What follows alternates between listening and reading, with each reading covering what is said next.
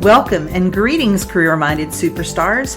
You are listening to the exclusive Career Coach, your podcast for all things career. And I'm Lisa Edwards, the indispensable career coach for superstars just like you. Now let's dig into this week's topic, shall we?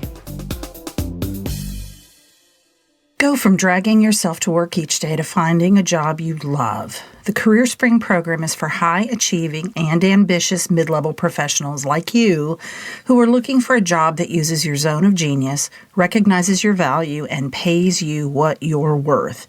If you're ready to learn more, schedule a complimentary consult using the link to my calendar in the show notes. Be sure to follow me on Exclusive Career Coaching on Facebook, Lisa Edwards on LinkedIn, and Lisa.Edwards on Instagram. Greetings. How's it going, guys? How's your October treating you? I hope we're finally getting cooler weather here in North Florida, and it's super exciting. We don't get much cooler weather, so we like it when we get it. All right, today I want to talk about how to improve your time management and your productivity as a key way to increase your chances for promotion, get that new job, whatever. We're really going to talk primarily about time management in the context of work. But of course, time management is time management, and what works and the strategies that for work can also apply to your home. If you're like many people, you may roll your eyes at the term time management. I really do.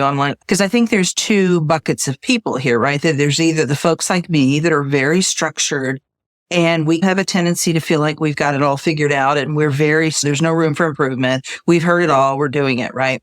And then there's the other group of folks who are like, oh, I can't do it. I'm not organized. Like they've defined themselves by their disorganization as if it is some, terminal illness that they can't recover from.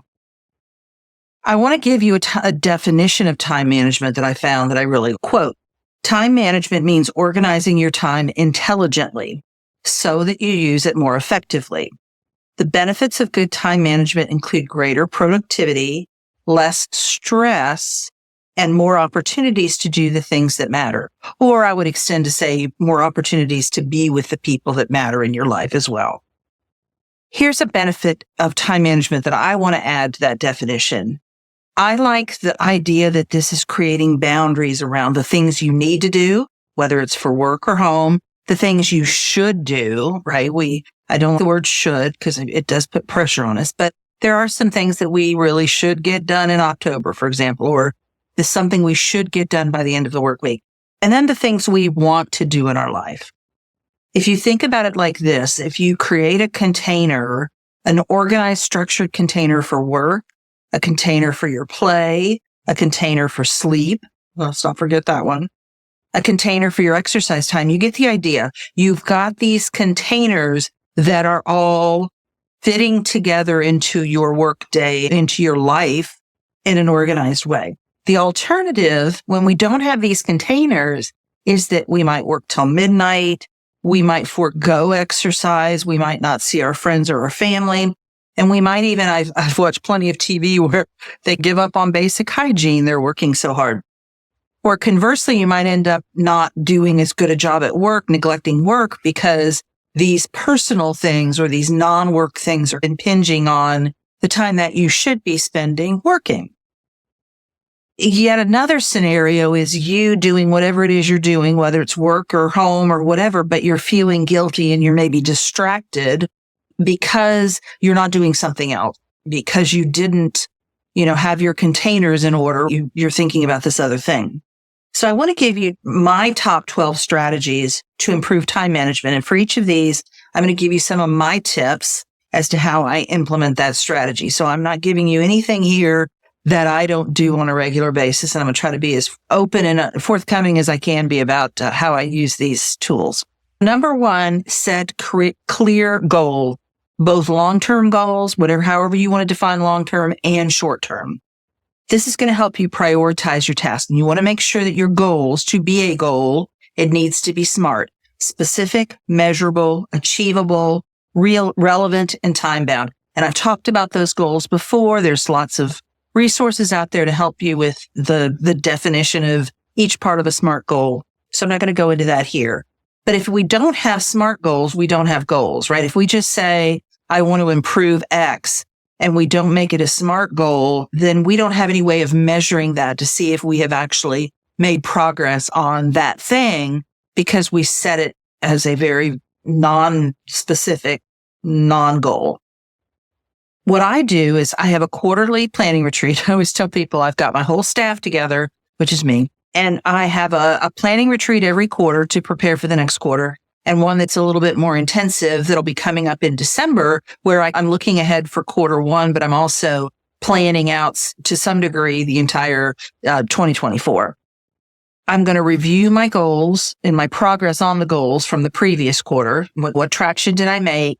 And then I'm going to set goals for the upcoming quarter. Am I going to take that same goal and move it forward because I didn't achieve it? Or do I want to take a step further with that same, whatever that was? I want to go to the next level with that goal, or do I need to work on something completely different? I create then from that an action list. So I have my planning document, and that's all the things I want to cover. And I make notes and all the things, progress and metrics and all of that. But then I go into another document, which is called action items. And so I have right now I have a Q4 action item list for 2023 because I just did this last month. And I come up with what are the specific action items that I need to take relative to that goal. So I've set this goal. And in the case of, for me, 2023, it's been about increasing listenership actually to this podcast. And I've got a goal every month of a 20% increase in downloads. So I've got my VA getting that data together for me. And then we review it and we talk about, okay, what else can we try? What do we need to implement? So the overall goal is the 20%, but then I've got action steps on how I'm going to do that. And that goes into that action item. And then I prioritize them. I use Stephen Covey's system like A1, A2, B1, B2 priorities so that I have a prioritization order for those things. I have figured out through trial and error, my tendency is to overcommit myself to too many action items in a quarter. And I remember talking to my coach about this a few years ago. I was very frustrated. I felt like I hadn't done anything in a quarter. And she said, read me your list. And I did. And once I read it out loud, I was like, I realized it before she said it. I had set myself up for failure because I had put too much in my action items. So I've learned right now what works for me is about 15 hours of action items. So I estimate how long each of those steps is going to take. And I give myself about 15 hours of action items per quarter. That's manageable. So that's number one. Number two, use the quadrants. There are 4, and this comes from Stephen Covey. I also, when I was doing some research for this episode, found it called something else, and I don't even remember what it was. So apparently it has a name. But the quadrants are urgent and important, urgent and not important, not urgent and important, and not urgent and not important. And as you set your daily tasks, you want to focus on the important ones. So urgent and important, not urgent and important. And the not urgent and important tends to be those long range planning kind of things, the things that really get you where you want to go. Urgent and important are those essential fires that you have to put out. No one can do them but you. They are, fires burning, but they are important for you to deal with. The idea here is to minimize the amount of time that you spend on the not important activities so that you can focus on what's really important. And many of us tend to focus on urgent and not important, dealing with responding to emails for people because they didn't pay attention in the meeting kind of thing. Some of the tools I use here include limiting the time I check emails. So I check them first thing in the morning, but just to see if there's any fires burning. Check them again at lunch, check them for the end of the day. If I have something that I'm waiting to come in, I'm going to check it a little bit more often, but that's my general cadence. I want to minimize distractions such as phone notifications. I don't have anything buzzing or beeping on my phone. And I use blocks in my calendar to schedule out my day for various things. I'm going to talk more about that. So that's number 2, use the quadrants. Number 3, block your time. And this is one I love, and this is a favorite of mine. You want to allocate time blocks for the various activities that you need to complete in your day. And you can do this for work and for home. I teach clients how to block their time when they're in a job search as well, and how to use that time so that they are limiting their time for job search. They're being highly effective and focused during that time. And they have it all planned out ahead of time so that when they sit down for that block of time, they know exactly what they're supposed to start doing. They can hit the ground running. My entire workday, if you looked at my calendar, I use Outlook. I'm not a Gmail person like most of the world. I love Outlook. But you can see blocks for the entire day. There's very few openings. And in each block, I've got specifically what I'm going to do. For example, I've got writing blocks Monday, Tuesday, Thursday morning. I write from 9 to 11. As I have projects coming in, I'm going to talk more about this in a minute, but as I have projects coming in and I know when I need to start working on it, that's going to go on the calendar. Then I'm going to transfer that the day before onto a worksheet, which I'm going to talk about in a minute. I found this blocking time to be particularly helpful when I started spending 15 minutes a day on some things like spending time on LinkedIn. I was spending at the time some time on social media. I might have been sending emails out to old clients. And these are things that are not urgent, but important. And my brain, which I don't think is super different from other people's, my brain wanted to tell me that I needed to be doing something else. My brain wasn't specific about what that should be, but there was this sense that this is not how I should spend my time. So what I've been able to do by having 15 minutes, and I literally set my phone timer to 15 minutes, and when it's done, when it goes off, I finish whatever I was on and I'm done. So that time blocking allows me to say, okay, brain, when my brain argues with me, I can say, hey, this is how I'm spending this 15 minutes. It's just 15 minutes. Calm down. Chill out, brain. And I can be focused and not be thinking about something else random that I should be doing instead. Another way I use time blocking, which I alluded to a moment ago, is my writing project. So I have 2 resume strategy sessions with clients, and then I start a cadence because they get their drafts within 5 days. From the time of their second resume strategy session, which is a Zoom call, I have 3 touch points with their resume and cover letter. And I spend the first day doing a specific thing, second day, third day.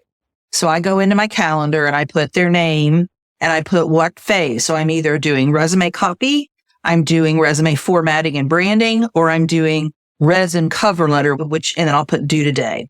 Resin cover letter means wrap everything up and write the cover letter. It's all on the calendar. I can see when it's due. I can make sure I don't overcommit myself and commit to too many projects at once. And everything stays on deadline. That's number 3, block your time. Number 4, create a to-do list. I alluded to this a minute ago. So we've got this calendar. I've got my Outlook. I've got notes in there. I then create a to-do list for each day. So what I do is on Sundays, I print out a sheet. I've created these sheets. They're pretty. They're colorful for each day of the week. So Monday, Tuesday, Wednesday, Thursday, Friday, weekend, which is where I get to put in the things I need to get done from Friday evening to Sunday evening on a personal note. And then Sunday, I have a separate one for work because I do work for an hour or 2 on Sundays. I print all those out on Sunday. And then I also fill in the one for Monday because that's the next day. What are the writing assignments? What are other specific things? So there's already some things on these sheets that I do every time. For example, the 15 minutes on LinkedIn happens on Mondays and Thursdays. So that's already on there every Monday and Thursday. Every Tuesday, I check in with my current clients and my prospects. So that's already on there. So there's a cadence of things that I do every Monday, every Tuesday, every Thursday, every Friday. In addition to that, then there's going to be some things that will come up for that particular week. So I'm going to do that on Sunday for Monday. And then in the afternoon or evening before I wrap up for the day, I'm going to do it for the next day. And it also includes anything personal. If you looked at mine today, I've got a bunch of doctor's appointments. It's getting towards the end of the year. I've met my deductible. I need to go see a bunch of doctors. So I've got a list of folks to reach out to this afternoon. So that's number 4, create a to-do list. Number 5, eliminate distractions. I alluded to this earlier. Social media, notifications, clutter on your desk is a big one. Phone calls coming in or beeps for phone calls, emails, if you have a notification system set up for your emails, people stopping by if you're working in an office and they just like to come in and plop down. Take steps to minimize or eliminate them. I close out my email when I'm working on a project, and I don't have any kind of notification set up. So it's not that I'm going to get beeped or buzzed, but I'm tempted to look at my email if it's open, but it's a little bit more, of a pain to open it up and check them. So there we go. I turn my phone over. It's on my desk because a lot of times I'm using the timer. I set my timer for 50 minutes throughout the day when I'm not when I'm working with clients, but any of the other time, so that after 10 minutes, I take a break. So I've got my phone near, but I've got it turned upside down. I don't answer my phone unless it's from a number that I'm expecting. I'm waiting to speak with them or I need to speak with them. Most of the time, I'm going to ignore it. And if they leave me a message, most of them don't because it's spam phone calls. I'm not going to, have to call them back. So that's number 5, eliminate distractions. Number 6, learn to say no. Here's how you do it. You put your tongue on the roof of your mouth. You make a little O with your mouth and you say no. And no is a complete sentence.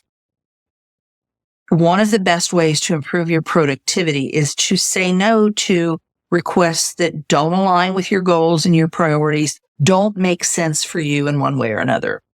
I don't have to deal with a whole lot of this because I'm self-employed, but I promise you the world will not stop revolving if you say no on occasion or not right now, or let's revisit this pick a date, pick a number of weeks, whatever you want to say.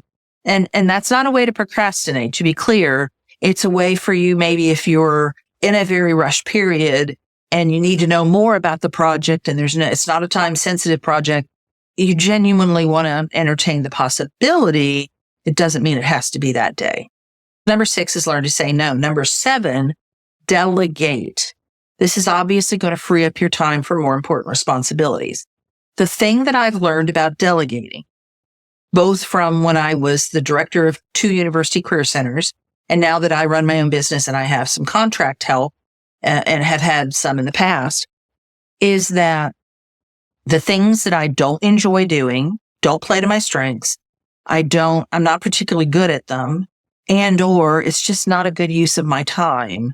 Those are things that are really golden to someone else. So I've delegated, in my case, I've delegated almost pretty much all my social media postings to my VA.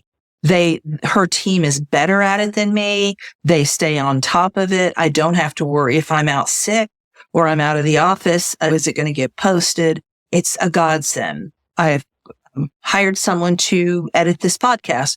Was I good at it? I think so. I was pretty good at it. But was it a good use of my time? Absolutely not. It is worth the money. Now, if you work in an office, you're not going to have to pay somebody to delegate. But the thing to remember is your trash may be someone else's treasure. And I learned that I hired people when I was in higher education.